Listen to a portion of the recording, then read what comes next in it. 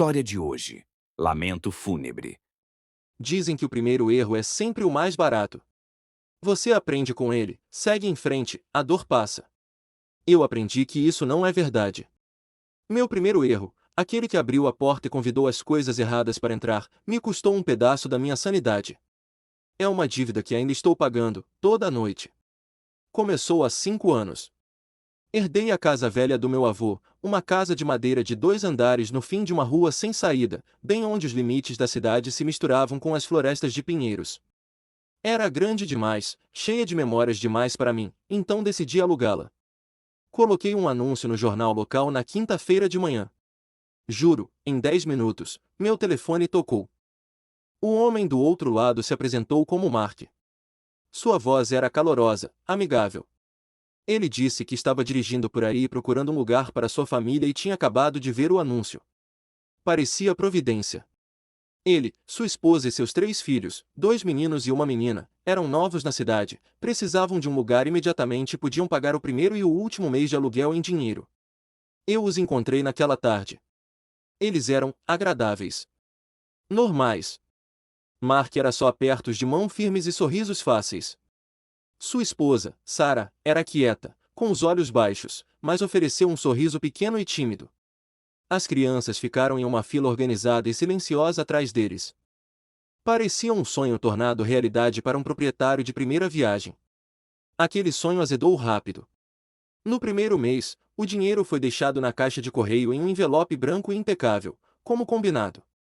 No segundo mês, o silêncio começou. Nenhuma ligação de volta. Minhas batidas na porta não foram atendidas. Eu via as cortinas se mexendo, mas ninguém vinha. Levei uma semana tentando até que finalmente peguei Mark chegando em casa do trabalho. O homem que eu conhecia era um estranho. O calor em seus olhos havia sumido, substituído por uma impaciência fria e apática. Ele enfiou um monte de notas amassadas na minha mão sem dizer uma palavra, seu aperto um pouco forte demais. Está tudo bem, Mark? Perguntei. Tudo, ele respondeu, então se virou e entrou em casa, fechando a porta antes que eu pudesse dizer mais uma palavra. O terceiro mês foi um pesadelo de evasão. Eu estava desesperado. Decidi ir lá uma noite depois do trabalho e botar a boca no trombone. Íamos mudar para depósito direto. Eu não ia mais entrar nessa. Era por volta das 20 horas, o céu roxo escuro e machucado, quando parei em frente à casa. O lugar estava escuro, sem carro na garagem. Imaginei que eles tinham saído para fazer alguma coisa. Decidi esperar. A floresta no final da rua parecia respirar, uma parede sólida de escuridão engolindo o resto da luz. 1 hora depois, faróis cortaram o crepúsculo. Uma SUV escura que eu não reconheci entrou na garagem. Me mexi para sair do meu carro, com a mão na maçaneta da porta, mas congelei.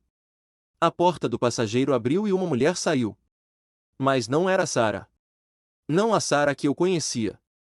Ela estava enrolada em uma longa túnica com capuz, daquelas que você vê monges usando em filmes.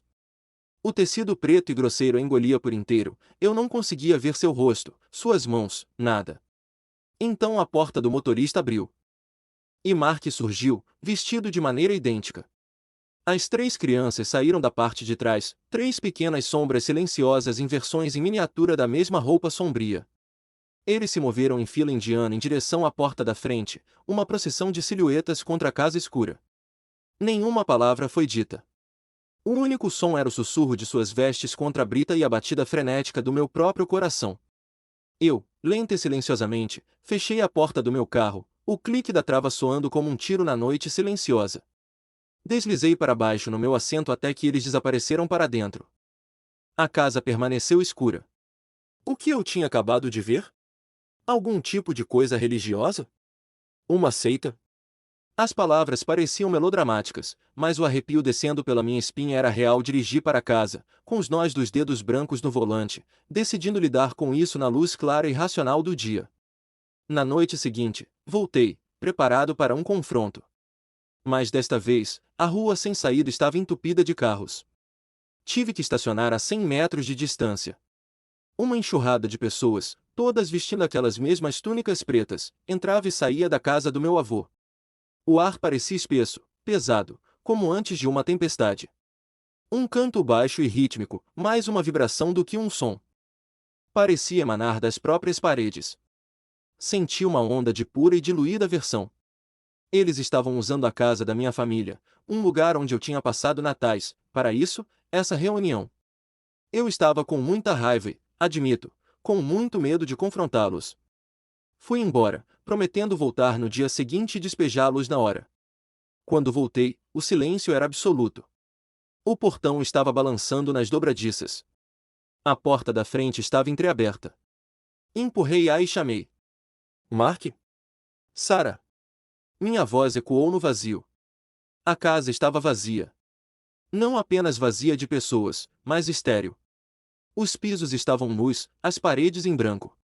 Não havia móveis, nenhum sinal de que alguém já tivesse morado ali. Era como se a reunião barulhenta da noite anterior, toda a locação da família, tivesse sido um sonho febril. Verifiquei todos os cômodos no andar de cima e no andar de baixo. Nada. Nenhum pedaço de papel, nenhum brinquedo esquecido. Fui aos vizinhos. O velho Sr. Henderson, que morava 2 casas abaixo, atendeu a porta com um olhar nervoso por cima do meu ombro. A família que estava alugando de mim, comecei. Você sabe para onde eles foram? Seus olhos se desviaram. Não vi nada, filho. Me mantenho na minha. Mas ontem à noite, todos os carros, as pessoas. Desculpe. Não posso te ajudar. Ele começou a fechar a porta, mas não antes de eu ver o medo genuíno em seus olhos. Ele estava mentindo. Todos estavam. 1 ano se passou. Minha vida desmoronou de outras maneiras mais convencionais. Meu casamento acabou. Precisando de um lugar para morar e sem dinheiro para ser exigente, me mudei para a casa velha. Minha casa. Na primeira noite, o silêncio parecia opressor. Deitei no meu quarto antigo, aquele que tinha sido da minha mãe, e tentei dormir. Começou por volta das 2h30 da manhã. Risadas. Risadas altas, estrondosas, zombeteiramente alegres, vindas da sala de estar no andar de baixo. Meu sangue gelou. Alguém tinha invadido. Peguei uma lanterna pesada e rastejei para o patamar, com o coração batendo contra as costelas. Quando meu pé tocou o degrau superior da escada que levava para baixo, a risada parou. E então começou de novo, diretamente atrás de mim, do quarto que eu tinha acabado de sair. Me virei. O corredor estava vazio. A risada ecoou do quarto vazio, depois cortou abruptamente. Um medo sufocante me envolveu. Eu não conseguia me forçar a subir aquelas escadas de volta. Passei o resto da noite no chão empoeirado da sala de estar, encolhido em uma bola, todos os sentidos gritando. Eu nunca dormi de verdade. No espaço hipnagógico entre acordar e sonhar, senti puxões fortes e insistentes no meu cabelo. Como se alguém estivesse tentando arrancá-lo pela raiz. Ouvi uma mulher soluçando, o som sufocado e gutural. Eu me levantava de repente, balançando a lanterna loucamente, iluminando nada além de espaço vazio. O ar ficou frio, e senti uma presença atrás de mim, tão perto que pude sentir a impressão de unhas longas e frias raspando suavemente pelas minhas costas. Na manhã seguinte, com os olhos fundos e tremendo, eu estava correndo para o meu carro quando o Sr. Henderson me chamou. Ele parecia mais velho, mais desgastado.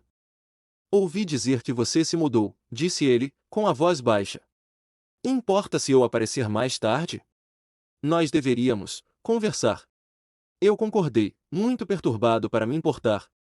Naquela noite, sentei na varanda com um par de cervejas.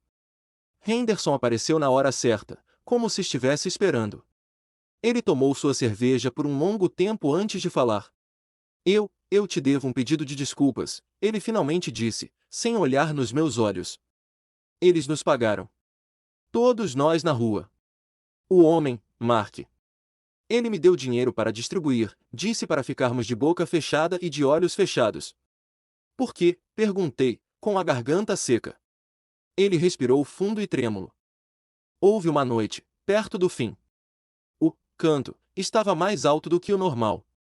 Então ouvimos um grito. Deus, eu nunca vou esquecer. Não foi um grito de medo. Foi um som final. Como algo sendo despedaçado. Ele engoliu em seco. Todos nós saímos em nossas varandas. As pessoas nas túnicas estavam saindo com pressa. Mark me viu. Ele veio direto para mim, calmo como sempre, e colocou uma pilha de notas de 100 na minha mão. Ele disse: nossos rituais são apenas representações. Nós apenas nos deixamos levar um pouco esta noite. Ele me disse para garantir que os vizinhos fossem compensados por sua discrição. O que ele quis dizer com se deixar levar, sussurrei. Henderson olhou para mim, com os olhos cheios de um terror profundo e cansado. Eu acho que eles mataram alguém lá dentro. Ou fizeram algo tão ruim que a morte teria sido uma misericórdia. Nós não perguntamos. Não queríamos saber. Depois que ele foi embora, sua confissão ficou na minha barriga como uma pedra. Naquela noite, os sons voltaram com força total. Os soluços eram mais agudos, as risadas mais maníacas. E então, quando finalmente adormeci exausto pouco antes do amanhecer, abri meus olhos. A silhueta de uma mulher estava no extremo do corredor, no topo da escada. Ela era alta, magra, e sua cabeça estava inclinada em um ângulo não natural. Ela deu um passo, descendo, e eu pulei da cama para segui-la, mas o corredor estava vazio. O horror final veio na manhã seguinte. Meu carro não queria pegar. Lembrei-me de um pequeno galpão de ferramentas externo, um que eu nunca tinha me preocupado em verificar. Talvez houvesse cabos de ligação lá dentro.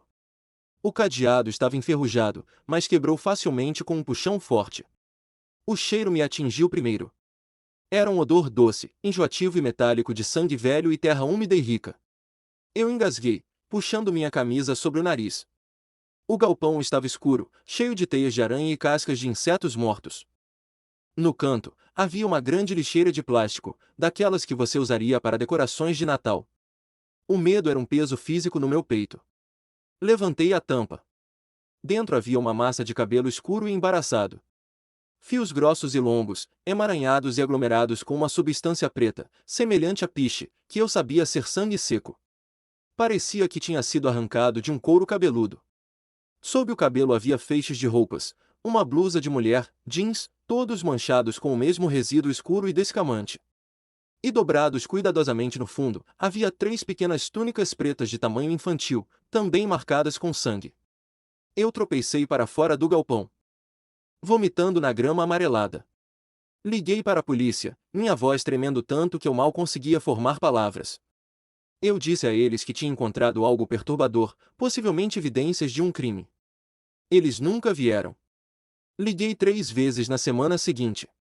Eles pegaram minhas informações, mas nenhum carro de polícia jamais escureceu minha rua. Acabei arrastando a lixeira para o fundo da floresta, jogando-a em um barranco. Eu não suportava tê-la na propriedade. Mas se livrar das evidências físicas não se livrou deles. A risada ainda vem algumas noites. Os soluços. A sensação de dedos frios na minha espinha. A silhueta da mulher no topo da escada. Os vizinhos me dizem que eu deveria cavar o quintal. Eles sussurram que talvez eu encontre um corpo, que colocá-lo para descansar colocará os sons para descansar. Mas o chão está intocado. Eu acho que a verdade é que alguns horrores não precisam de um corpo para permanecer enterrados. Eles estão vivos, apodrecendo no próprio ar, nas memórias das paredes. Eles estão no cabelo que foi arrancado, no sangue que foi derramado, nas vestes que foram usadas. Divagando um pouco, e se a família nunca esteve lá de verdade e toda essa reunião do culto fosse algum tipo de evento de outro mundo ligado à casa? Tipo, o lugar em si prende as pessoas ou as memórias? Parece que o primeiro erro não foi só alugar a casa, mas sim abrir uma porta para algo muito além do drama normal de aluguel. Assustador pra caramba, mas também super fascinante. Espero que você encontre algumas respostas em breve.